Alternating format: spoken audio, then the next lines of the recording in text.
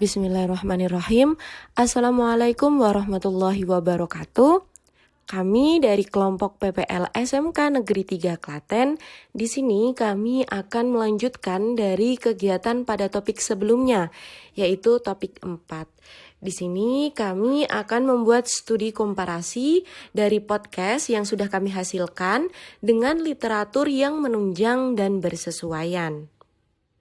Sebelum masuk ke pembahasan, kelompok kami terdiri dari yang pertama Mbak Nisa Fitriana, Mbak Paras Ambarwati, Mas Puji Utomo, Mbak Rita Febrianti, Mbak Rizkiwati Samudraning Buwana, Mbak Sarah Izzatun Nisa, Mbak Tiara Nur Puspita Dewi, Mbak Tina Putri Alfiana, dan Mbak Tian Gintan Nurmila.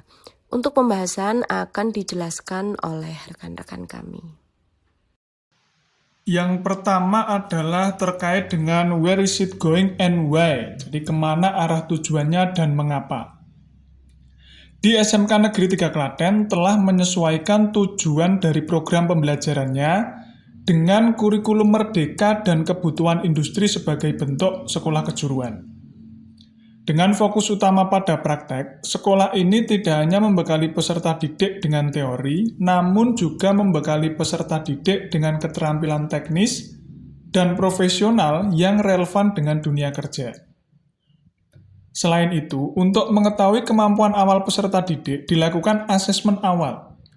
Hasil dari asesmen digunakan sekolah untuk menyesuaikan materi pembelajaran dengan tingkat kemampuan peserta didik. Di SMK Negeri 3 Klaten menggunakan sistem penilaian yang menekankan pada praktek, sikap, dan pengetahuan, di mana hal tersebut menunjukkan komitmen sekolah dalam menghasilkan lulusan yang siap untuk di dunia kerja. Selanjutnya kami telah mengkaji dari beberapa literatur, dan kami menyimpulkan bahwasanya penjelasan yang kami paparkan sebelumnya sejalan dengan pendapat Mulyasa, bahwa kurikulum merdeka diimplementasikan sebagai pendekatan pendidikan yang lebih fleksibel, relevan, dan responsif terhadap kebutuhan peserta didik. Selain itu, menurut Suharjono dan Hartono, penerapan kurikulum merdeka di sekolah vokasional sebagai upaya meningkatkan kualitas lulusan agar lebih siap menghadapi tantangan dunia kerja adalah kurikulum yang memungkinkan sekolah menyesuaikan pembelajaran dengan kebutuhan industri dan minat peserta didik. Dalam penelitian yang dilakukan oleh Kuswanto dan Widyastuti, pentingnya pengalaman langsung melalui praktek kerja di industri, simulasi, dan proyek berbasis dunia nyata untuk mengembangkan kompetensi yang relevan dengan tuntutan pasar kerja. Selain itu, melalui pendekatan praktek intensif mampu meningkatkan pemahaman, keterampilan, dan kesiapan peserta didik untuk bersaing di dunia industri. Mulyati dan Supriyanto itu menyatakan peran penting asesmen awal berfungsi sebagai dasar bagi guru untuk merancang strategi pembelajaran yang sesuai dengan kebutuhan, potensi, dan gaya belajar peserta didik. Dengan memahami kemampuan awal, guru dapat memberikan intervensi yang tepat serta menyesuaikan materi dan metode pembelajaran agar lebih efektif. Selanjutnya, tentang Hook the Student, SMK Negeri 3 Klaten berusaha untuk menciptakan pembelajaran yang lebih menarik, relevan, dan bermakna bagi siswa dengan menghubungkan teori dengan praktik, melibatkan siswa secara aktif, dan memberikan kesempatan bagi siswa untuk mengembangkan potensi mereka. Pembelajaran yang mendorong siswa untuk berpikir kreatif dan inovatif melalui berbagai kegiatan seperti proyek-proyek nyata dan diskusi kelompok. Pendekatan ini tidak hanya membekali siswa dengan keterampilan teknis, tetapi juga mengembangkan kemampuan berpikir kritis dan visioner mereka, sehingga mempersiapkan mereka untuk menghadapi dunia kerja. Untuk meningkatkan minat belajar siswa SMK Negeri 3 Klaten, diperlukan upaya bersama dari berbagai pihak, termasuk guru, siswa, orang tua, dan sekolah. Dengan menciptakan lingkungan belajar yang positif, memberikan kesempatan untuk eksplorasi dan mengatasi hambatan yang ada, diharapkan minat belajar siswa dapat meningkat secara signifikan. Berdasarkan penjelasan sebelumnya, hal ini sejalan dengan pendapat Reti dan kawan-kawan tahun 2017 yang menyatakan bahwa melalui pembelajaran berbasis proyek memberikan siswa pengalaman belajar bermakna yang relevan dengan dunia kerja. Melalui metode ini, tidak hanya mengembangkan kompetensi teknis, tetapi juga kemampuan berpikir kritis, kolaborasi, dan inovasi siswa.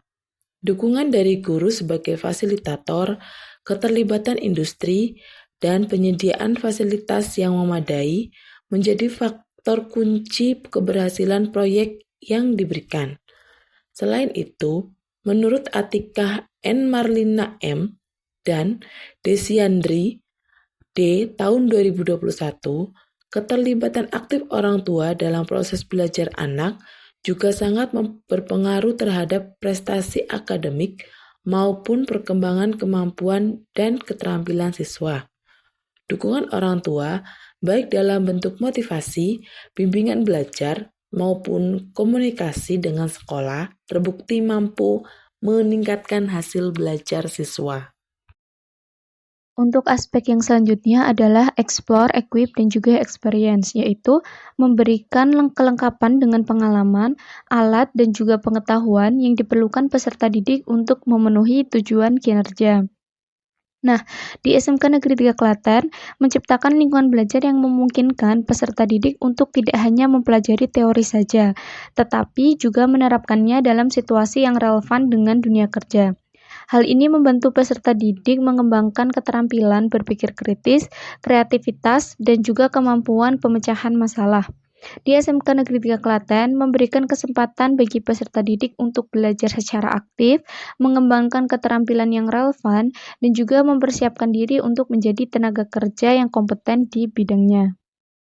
Pemberian pengalaman, alat, dan juga pengetahuan kepada peserta didik tersebut sejalan dengan pendapat Albana tahun 2020 yang menunjukkan bahwa sebuah modul PBL itu mampu meningkatkan keterlibatan peserta didik dalam pembelajaran, membantu mereka memahami konsep melalui aplikasi praktis, dan juga mendorong penguasaan keterampilan teknis sesuai dengan kebutuhan dunia kerja. Hasil penelitian mengungkapkan bahwa penggunaan modul berbasis proyek tidak hanya meningkatkan hasil belajar, tetapi juga kreativitas, kemandirian, dan kemampuan peserta didik dalam memecahkan masalah. Hal tersebut didukung dengan pendapat Purba A dan juga Purba S tahun 2024 melalui pengalaman langsung kepada peserta didik untuk memahami dinamika dunia kerja, memperkuat keterampilan teknis, serta mengembangkan soft skill seperti komunikasi, disiplin, dan juga kerjasama. Peserta didik yang mengikuti praktik lapangan cenderung lebih percaya diri dan kompeten saat memasuki dunia kerja dibandingkan peserta didik yang tidak menjalani program serupa. Selanjutnya adalah hasil wawancara mengenai reading, revisit, and revise. Siswa SMK Negeri 3 Klaten secara aktif didorong untuk merefleksikan pemahaman mereka terhadap materi pelajaran. Melalui berbagai metode seperti menulis refleksi di buku kegiatan, berdiskusi dengan praktisi industri, dan bertukar pikiran dengan teman sebaya, siswa diajak untuk terus mengembangkan pengetahuan dan keterampilan mereka. Siswa didorong untuk menjadi pembelajar yang aktif melalui kegiatan tersebut. Dan siswa tidak hanya menguasai materi pelajaran, tetapi juga mengembangkan keterampilan yang dibutuhkan di dunia kerja. Dengan demikian, siswa diharapkan dapat menjadi lulusan yang siap menghadapi tantangan di masa depan. Penjelasan sebelumnya mengenai reading, revisit, and revise sejalan dengan pendapat Yulianto DKK mengenai pentingnya refleksi dalam proses pembelajaran sebagai cara untuk meningkatkan kualitas pengajaran dan pembelajaran. Refleksi baik yang dilakukan oleh guru maupun peserta didik membantu dalam mengevaluasi efektivitas strategi pembelajaran, memahami kelemahan, serta mengidentifikasi peluang perbaikan. Refleksi bagi peserta didik berfungsi untuk meningkatkan pemahaman konsep dan kemandirian belajar, sementara bagi guru berfungsi untuk mendukung perbaikan praktik mengajar. Junaid IS menyoroti bahwa siswa kurang menyadari tuntutan dunia kerja, seperti keterampilan komunikasi, layanan pelanggan, penguasaan bahasa asing, dan etika profesional. Maka dari itu, perlu adanya diskusi dengan praktisi untuk memberikan wawasan tentang kebutuhan industri, memperkuat kesadaran siswa, dan mempersiapkan mereka secara lebih baik untuk memasuki pasar kerja. Penyuluhan dan diskusi bersama efektif dalam meningkatkan pemahaman siswa terhadap kompetensi yang harus dimiliki, sehingga mereka lebih percaya diri dan siap bersaing di industri. Baik, selanjutnya saya akan menjelaskan mengenai konsep exhibit and evaluate, yaitu mengkonstruksi dalam peluang bagi peserta didik untuk mengevaluasi kemajuan diri. Nah, peserta didik SMK Negeri 3 Klaten dilatih untuk secara aktif menilai kemampuan diri mereka sendiri selama proses pembelajaran. Selama proses pembelajaran, guru membekali peserta didik dengan kemampuan untuk melakukan evaluasi diri secara mandiri dan menetapkan tujuan pembelajaran yang relevan dengan dunia kerja. Guru juga melakukan pendekatan yang humoris dan strategis dalam memotivasi peserta didik agar tetap semangat belajar. Strategi tersebut dapat dilakukan dengan cara membangun hubungan emosional yang baik antara guru dan peserta didik, sehingga suasana belajar menjadi lebih nyaman. Strategi selanjutnya yang dilakukan oleh guru tersebut yaitu membimbing secara terarah dan memberikan semangat melalui pengalaman yang positif. Selain itu, guru juga menyediakan dukungan berkelanjutan yang didasarkan pada kebutuhan masing-masing peserta didik. Penjelasan sebelumnya juga sejalan dengan pendapat Sultani et al. Pada tahun 2024, di mana dalam proses pembelajaran, dukungan emosional juga diperlukan oleh guru dalam membangun komunikasi dengan peserta didik, agar mereka merasa nyaman dan aman selama proses pembelajaran.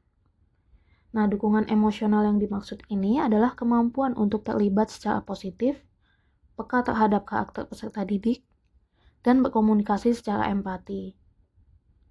Hal ini juga sejalan dengan penelitian yang sudah dilakukan oleh Muktasida dan Bahri pada tahun 2024, yang menunjukkan bahwa hubungan emosional yang baik antara guru dan peserta didik dapat meningkatkan prestasi akademik, kesejahteraan emosional, dan motivasi belajar peserta didik. Nah, menurut Dakran tahun 2023, evaluasi pembelajaran ini bertujuan untuk mengetahui tingkat pencapaian peserta didik dalam suatu proses pembelajaran. Gultom tahun 2024 juga menyatakan bahwa dengan adanya evaluasi pembelajaran, guru dapat mengetahui apakah metode pembelajaran yang diterapkan sudah sesuai atau belum. Desain perancangan pembelajaran yang selanjutnya yaitu Tailor to Student, di mana Tailor to Student ini merupakan kegiatan pembelajaran yang telah dipersonalisasi untuk kebutuhan, minat, dan kemampuan peserta didik yang berbeda.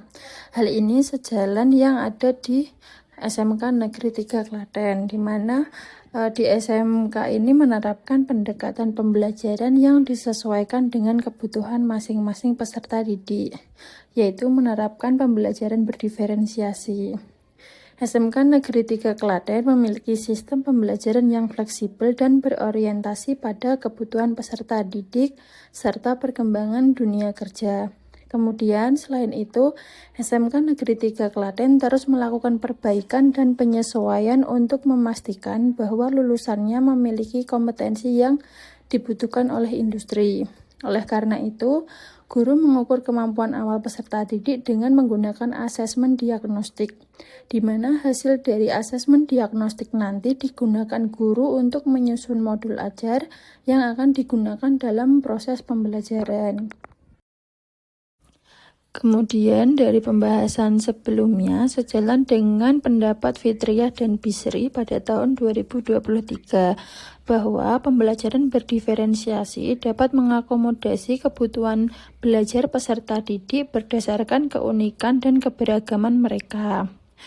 Dari penelitian yang sudah dilakukan oleh Hikmah pada tahun 2023 juga dapat disimpulkan bahwa dengan penerapan pembelajaran berdiferensiasi dapat meningkatkan kreativitas belajar peserta didik pada pelajaran fikih kelas 11. Kemudian, menurut Tunas dan Pengki, pada tahun 2024, pengimplementasian kurikulum Merdeka untuk meningkatkan kualitas pembelajaran dengan menekankan adanya fleksibilitas dalam pembelajaran.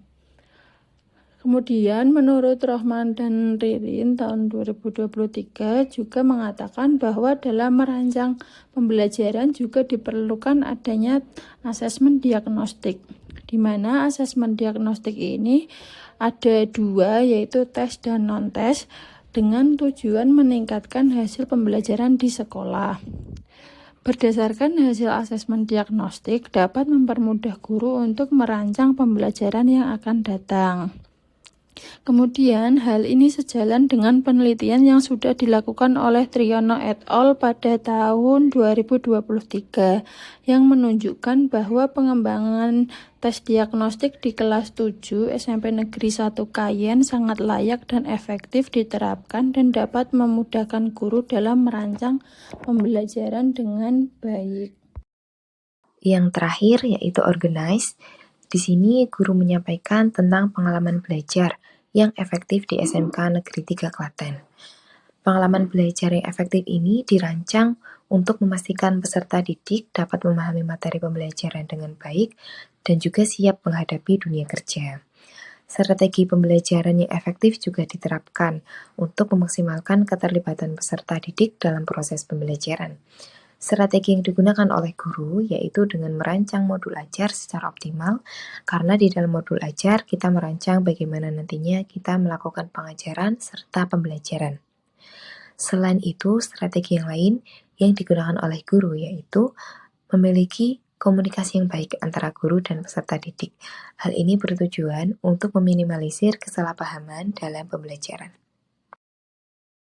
Penjelasan sebelumnya terkait dengan strategi guru dalam memaksimalkan keterlibatan peserta didik di dalam pembelajaran, yaitu dengan merancang modul ajar secara optimal. Ini sejalan dengan pendapat Hujiarti dan Aryani. Beliau menyampaikan bahwa perancangan modul ajar yang tepat dan penggunaan teknologi pendidikan seperti e-modul dapat meningkatkan keterlibatan peserta didik dalam pembelajaran. Kemudian Kusmalinda menyampaikan bahwa beliau juga sudah menerapkan dan menyimpulkan bahwa strategi pembelajaran yang efektif dapat meningkatkan minat dan partisipasi peserta didik dalam pendidikan agama Islam di SD Negeri 49 Rejang Lebong. Selain itu, Nur Inah juga menjelaskan bahwa komunikasi memiliki peran penting dalam interaksi guru dan peserta didik di kelas. Interaksi edukatif yang terjadi melalui komunikasi yang baik akan membuat proses pembelajaran menjadi lebih efektif. Hal ini sejalan dengan strategi yang digunakan guru di SMK Negeri 3 Klaten dalam meningkatkan keterlibatan peserta didik dalam pembelajaran, yaitu dengan mempunyai komunikasi yang baik antara peserta didik dan juga guru. Hal ini dapat meminimalisir kesalahpahaman di dalam pembelajaran sehingga proses pembelajaran menjadi lebih efektif. Untuk mendukung materi yang kami sampaikan dalam presentasi ini, kami telah merujuk pada beberapa sumber yang relevan dan terpercaya. Berikut ini adalah daftar referensi yang menjadi acuan utama kami.